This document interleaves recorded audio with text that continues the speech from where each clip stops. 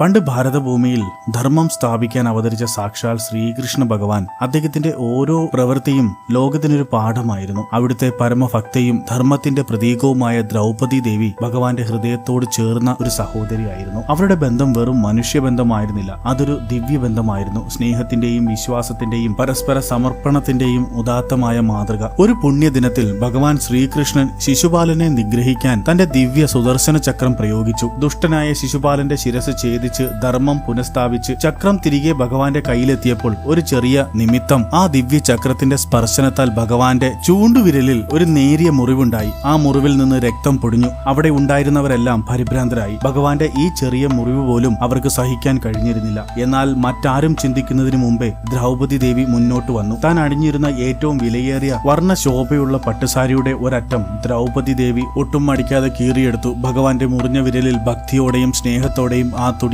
ചുറ്റുകയും രക്തം നിലയ്ക്കുകയും ചെയ്തു. കൂടാതെ വേറൊരു കഥയും പ്രചാരത്തിലുണ്ട്. അതിങ്ങനെയാണ്: ശ്രീകൃഷ്ണൻ കൂട്ടുകാരുമൊത്ത് പട്ടം പറത്തി കളിക്കുമ്പോൾ ചൂണ്ടുവിരൽ മുറിഞ്ഞുവെന്നും ഈ കഥയിൽ പറയുന്ന പോലെ ദ്രൗപദി കൃഷ്ണനെ സഹായിച്ചുവെന്നുമാണ്. ദ്രൗപദി ദേവിയുടെ നിഷ്കളങ്കമായ ഭക്തിയും നിസ്വാർത്ഥമായ സ്നേഹവും ആ നിമിഷം ഭഗവാന്റെ ഹൃദയത്തിൽ ആഴത്തിൽ പതിഞ്ഞു. ആ കണ്ണുകളിൽ വാത്സല്യം നിറഞ്ഞു. ഭഗവാൻ ശ്രീകൃഷ്ണൻ പറഞ്ഞു: ദ്രൗപദി, നീ എനിക്ക് ചെയ്ത ഈ ഉപകാരം ഞാൻ ഒരു നാളും മറക്കില്ല. നിന്റെ വസ്ത്രത്തിന്റെ ഈ ചെറിയ ഭാഗം വെറുമൊരു തുണിയല്ല, നിന്റെ ഹൃദയത്തിലെ നിർമ്മലമായ സ്നേഹത്തിന്റെയും അചഞ്ചലമായ ഭക്തിയുടെയും പ്രതീകമാണ്. നിന്റെ കണ്ണുകളിൽ നിന്ന് അടർന്നു വീഴുന്ന ഓരോ കണികയ്ക്കും ഞാൻ നിനക്ക് കടപ്പെട്ടിരിക്കുന്നു.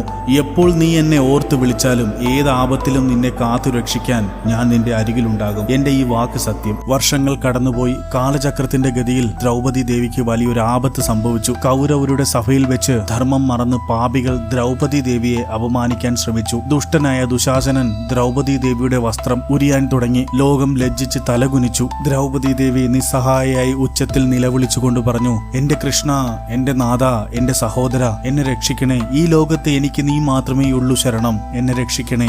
ആ നിമിഷം ഭഗവാൻ ശ്രീകൃഷ്ണൻ തന്റെ വാക്ക് പാലിച്ചു. ദ്രൗപദിയുടെ നിലവിളി ഭഗവാന്റെ ഹൃദയത്തിൽ മുഴങ്ങി. അവിടുന്ന് തന്റെ ദിവ്യശക്തിയാൽ ദ്രൗപദിക്ക് അനന്തമായ വസ്ത്രങ്ങൾ നൽകി. ദുശാസനൻ എത്ര വലിച്ചിട്ടും സാരിക്കൊരറ്റമുണ്ടായിരുന്നില്ല. ഒന്നിനു പിറകെ ഒന്നായി സാരികൾ വന്നുകൊണ്ടേയിരുന്നു. ദുശാസനൻ തളർന്നു വീഴുന്നതുവരെ അങ്ങനെ ഭഗവാൻ തന്റെ പ്രിയപ്പെട്ട സഹോദരിയുടെ മാനം കാത്തു, ധർമ്മം ഉയർത്തിപ്പിടിച്ചു. ഈ കഥ നമ്മെ പഠിപ്പിക്കുന്നത് ഭഗവാൻ തന്റെ ഭക്തരെ ഒരു നിമിഷം പോലും കൈവിടില്ല എന്നാണ്. നിസ്വാർത്ഥമായ സ്നേഹത്തിന്റെയും ഭക്തിയുടെയും മുന്നിൽ ഭഗവാൻ എപ്പോഴും തുണയായിരിക്കും. ഒരു ചെറിയ നന്മ പോലും ഭഗവാൻ മറക്കില്ല. അതുകൊണ്ട് എപ്പോഴും ഭഗവാനിൽ വിശ്വസിച്ച് ധർമ്മമാർഗത്തിൽ ജീവിക്കുക. ദ്രൗപദിയുടെയും ഭഗവാൻ ശ്രീകൃഷ്ണന്റെയും ഈ കഥ നിങ്ങൾക്ക് ഇഷ്ടമായാൽ ലൈക്ക് ആൻഡ് സബ്സ്ക്രൈബ് ചെയ്യുക. കമന്റ് ബോക്സിൽ ജയ് ശ്രീ രാധാകൃഷ്ണ എന്ന് ടൈപ്പ് ചെയ്യുക. ജയ് ശ്രീ രാധാകൃഷ്ണ. രാധേ രാധേ.